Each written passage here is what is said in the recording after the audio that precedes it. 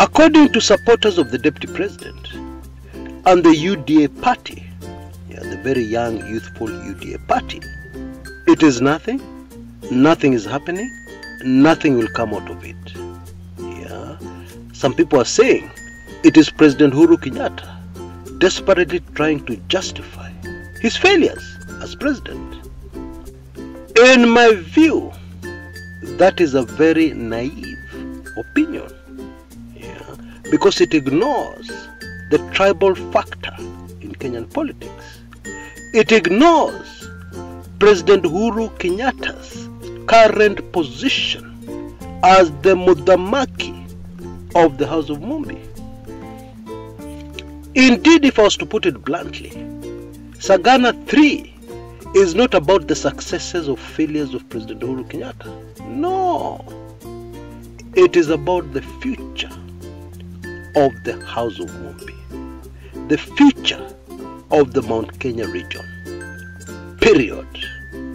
Okay, so a comment like that one, is trying to justify his failures, it doesn't make sense at all. Karibu sana to my show today, where I unleash some very interesting revelations about Sagana 3. Hey, nakwambia. And as usual, I have my people on the ground. I have my sources, and therefore you can look forward to a show with a lot of valuable points and information. Karibu sana, and don't forget to enjoy.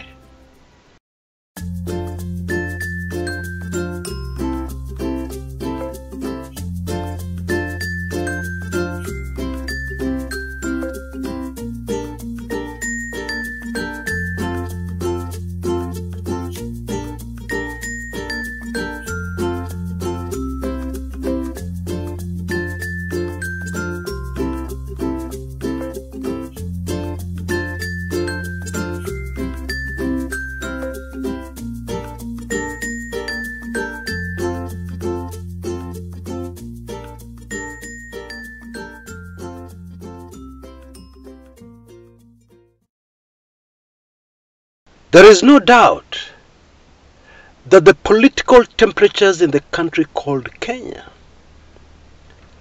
are at the moment extremely high. As I make this recording, the much anticipated, much awaited Sagana 3 is underway. And so far, there has been too much drama. The organizers of Sagana 3 were expecting 5,000, 6,000 people. Approximately 20,000 have turned up. Now, before Uhuru Kenyatta supporters, Azimio supporters and Jubilee supporters start celebrating, hold on a minute, funga break, and let us look at something very important for those who want to stick to political reality. And let me start by asking a simple question. There is a political meeting. You know and understand very well that only the people who have been invited will be let in. But you insist on turning up. Now, why would you want to do this? I think the answer is obvious. For political reasons. In other words, the people who may not want to agree with Sagana 3 declarations, the declarations we expect to be made in the direction of supporting Raila Amolo Odinga, in the direction of supporting the Azimio cause and Raila Odinga.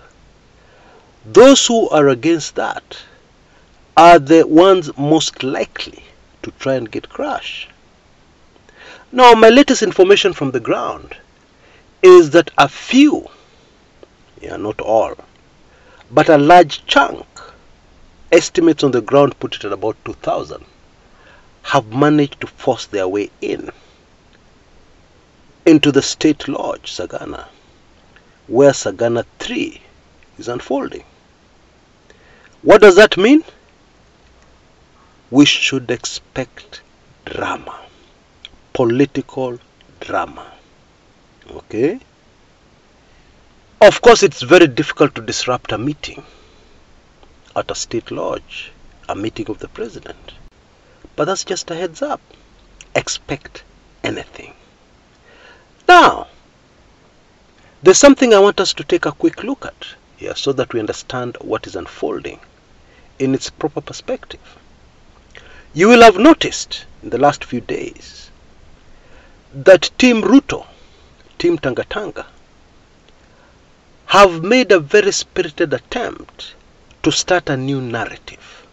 And what they've done is that they've quickly jumped onto the issues that are most emotive for Kenyans right now. High food prices, high cost of living, the new education curriculum, etc., etc.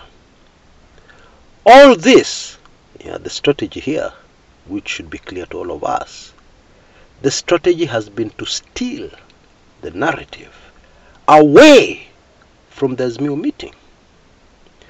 Now you tell me if that has worked. In my view, it has not. And one of the reasons why it has not is because of some very clever chess moves from the president's men, in my view. For example, we all know that a man called Stanley Livondo came out of nowhere, literally fell from the sky like he did last time, or like he did when he made his debut into Kenyan politics. Those who have been following my recent videos know what I'm talking about. And he released a bombshell. He told us that there have actually been 2 attempts, not one, 2 attempts on the life of our president. Now, people have been talking about that. That has blocked any other narrative from taking center stage. Now, I'm aware that many on this channel do not fully understand what we mean when we say that something was choreographed. Kizungu ilikuja na meli. Granted. So let me break that down, because it is so important to understand what that word means in order to bring into perspective what is unfolding right now, even as Sagana 3 unravels. Okay? And I want to simplify this choreographed manenos with a story, a brief one. Now, my dear late wife really used to like the series known as Money Heist. It's on Netflix. People are addicted to it. I'm not sure, but I believe we are now heading towards the last season. But my point is, the professor in Money Heist planned all his moves well in advance. He projected well in advance how the other side would react. And he prepared his response to the response he expected from the other side. He even had a plan B in place. And that is why in the story, the professor and his bank robbers were very successful. Now, this planning ahead, anticipating what your opponent is going to do, and preparing yourself, and writing a script, literally, so that as you move forward, there are no surprises. That is a good example of a choreographed move, planned, scripted. By the way, I want to take this opportunity to once again thank all of you who supported me financially, with prayers, with encouragement, as I continue to pass through a very difficult period in my life, where I lost my late wife. I will never tire of thanking you. because you made the burden much lighter. I don't even want to think what would have happened if Almighty God had not touched your hearts to step in. And indeed, these messages and support continue to pour in. I can't understand this. Thank you very much from the very bottom of my heart. Asante sana. Anyway, that is what choreographed means. And I believe we can now make a very clear link between Stanley Livondo's explosive revelations, or are they claims, and Sagana 3. In my view, and I could be wrong, I don't even think the Livondo issue will be mentioned at Sagana. It might be, but I don't think it will be. But we will all agree that has already served its political purpose. Team Ruto are in trouble. That's a political reality. Because as opposed to the Azimio gang, it seems that Team Tangatanga, and I've said this very many times, the way they plan their things is very different from the way Team Raila Odinga plans theirs. And I challenge anybody listening into this to give me evidence that what I'm saying is not true. Don't just say, oh, Chris, you're wrong. No, give me evidence. Tell me because of this and that, Chris, you're wrong. You see, Team Azimio seems to have planned their moves, each and every step, very carefully, well ahead of time. You show me evidence that Team Ruto is doing the same. And this is why currently at the moment, Team Ruto is in trouble. It's really as simple as that. Let those who understand, understand. Let those who do not understand, wakae hivyo hivyo. I'm sorry, but if somebody is not interested in knowing, you can't help them. Because normally on this channel I simplify things. I take my time to explain.